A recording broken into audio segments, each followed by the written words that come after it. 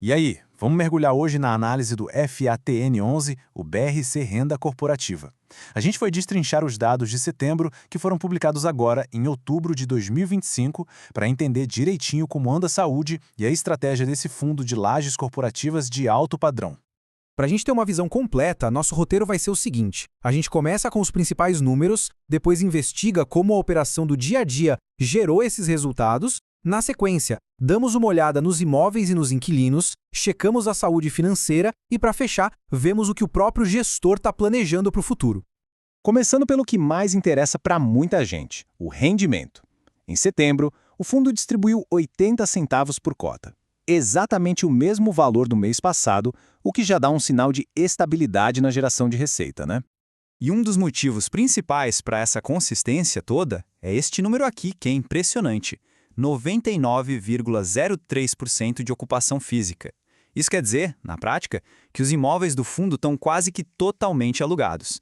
É um reflexo claro de uma demanda forte e de uma gestão que sabe manter os espaços ocupados. Tá, mas e como o mercado está enxergando o fundo? O indicador P sobre VP, que é o preço sobre o valor patrimonial, fechou o mês em 0,89. O que isso significa? Que a cota, negociada na bolsa R$ 87,57, estava mais barata que o seu valor patrimonial, que era de R$ 98,39. Traduzindo, o mercado estava oferecendo o fundo com um certo desconto em relação ao valor contábil dos seus ativos. Certo, mas a pergunta é: como o fundo consegue manter esses números tão sólidos? A resposta para isso está no desempenho operacional, ou seja, na gestão do dia a dia, em como ele cuida dos seus imóveis.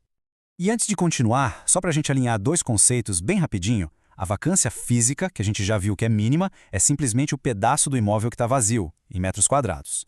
Já a vacância financeira é o impacto disso no bolso. É o dinheiro que o fundo deixa de ganhar por causa desses espaços desocupados. Como uma vacância física tão baixinha, a financeira tende a ser pequena também. E aqui a gente vê a agilidade da gestão em plena ação. Eles usam uma estratégia que chamam de plug and play, onde os escritórios são entregues prontinhos para o inquilino usar. O resultado? Uma recolocação que leva em média só 13 dias. Olha o exemplo de setembro. A única unidade que ficou vaga já tinha um novo contrato assinado para o mês seguinte. Isso é fundamental, porque diminui o tempo que o ativo fica parado sem gerar receita. E claro, toda essa eficiência se reflete diretamente nos resultados financeiros. A receita de locação cresceu quase 5% em relação a agosto, puxada por reajustes, alguns recebimentos retroativos e o início de novos contratos. Ao mesmo tempo, as despesas totais caíram um pouquinho, coisa de 1%. Essa combinação de mais receita com menos despesa fez o resultado operacional crescer quase 3%, permitindo manter a distribuição de 80 centavos por cota de forma bem tranquila. Essa performance toda vem de algum lugar, certo? Vem dos ativos do fundo. Então, vamos conhecer agora o portfólio de imóveis do FATN11, onde eles ficam e quem são as empresas que alugam esses espaços. Bom, a primeira coisa que salta aos olhos é que o portfólio é totalmente focado na cidade de São Paulo. E mais, em regiões corporativas de primeiríssima linha. A Vila Olímpia é a grande estrela, com 60% da área bruta locável. Essa concentração geográfica numa das áreas mais resilientes e procuradas do Brasil é uma peça-chave na estratégia do fundo. Agora, quando a gente olha para os inquilinos, a história é de diversificação.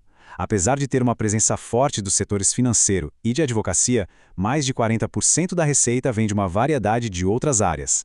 Essa pulverização é muito boa porque dilui o risco e evita que o fundo fique dependente de um único setor da economia.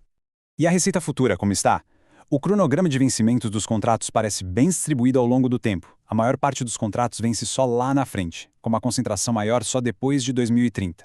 O prazo médio ponderado dos contratos, o tal do WAUT, é de quase 3 anos, o que dá uma previsibilidade bem legal para o fluxo de caixa do fundo.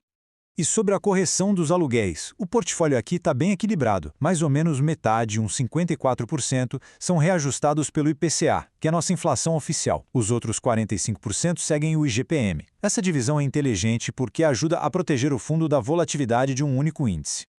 Um portfólio bom precisa ter uma base financeira sólida para se sustentar. Então agora a gente vai analisar o outro lado da moeda, a saúde financeira e como o FATN11 lida com o seu endividamento. Olhando os números, a situação parece bem controlada. A alavancagem, que é a dívida em relação ao patrimônio, está em 10,58%, um nível considerado moderado. O serviço da dívida, ou seja, o pagamento de juros e amortização todo mês, consumiu só 6,35% da receita bruta em setembro. O caixa fechou em 2,1 milhão de reais. Foi um valor um pouco mais baixo por causa de alguns investimentos feitos, mas já existe a previsão de recompor esse caixa em outubro. A dívida do fundo vem de duas operações de CRI, que são certificados de recebíveis imobiliários. As duas são corrigidas pelo IPCA. A primeira, com juros de 6,25% ao ano, ainda tem 41 parcelas pela frente. A segunda, com juros um pouco maiores, de 7,70%, tem 72 parcelas a vencer. Essa estrutura de longo prazo dá mais tranquilidade para a gestão planejar as finanças. E o plano para pagar essa dívida é bem claro. A gestão pretende usar o dinheiro da venda programada de alguns ativos, o que o mercado chama de reciclagem de portfólio, para pagar o principal da dívida. A estratégia é muito importante porque visa proteger a distribuição de rendimentos que deve continuar vindo, na sua maior parte, da receita dos aluguéis. Para a gente fechar, vamos juntar tudo que a gente viu e entender qual é a visão do próprio gestor sobre o momento atual e quais são os planos para o futuro do fundo. Resumindo a ópera, temos um quadro com pontos positivos muito fortes, uma ocupação altíssima, agilidade para trocar inquilinos, boa diversificação de setores e contratos de longo prazo. Do outro lado, como pontos de atenção, temos a concentração geográfica, a gestão da dívida que depende da venda de ativos, o desconto no valor da cota e a posição de caixa que fechou o mês mais baixa. E a própria gestão vem e reforça essa postura proativa. O foco, segundo eles, é manter um caixa que consiga cobrir os compromissos por 10 a 12 meses. E para isso, além de buscar a venda de ativos, o gestor também renegociou o pagamento de algumas obras, trocando um pagamento em dinheiro por um pagamento em cotas do próprio fundo. É uma forma inteligente de preservar a liquidez. Olha, a sua inscrição aqui no canal realmente faz a diferença. Continuar acompanhando nossas análises ajuda a levar informação de qualidade para mais gente.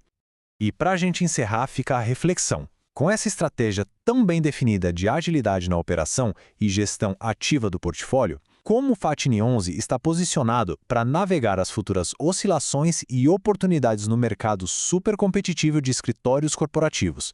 Fica aí a questão para a gente pensar.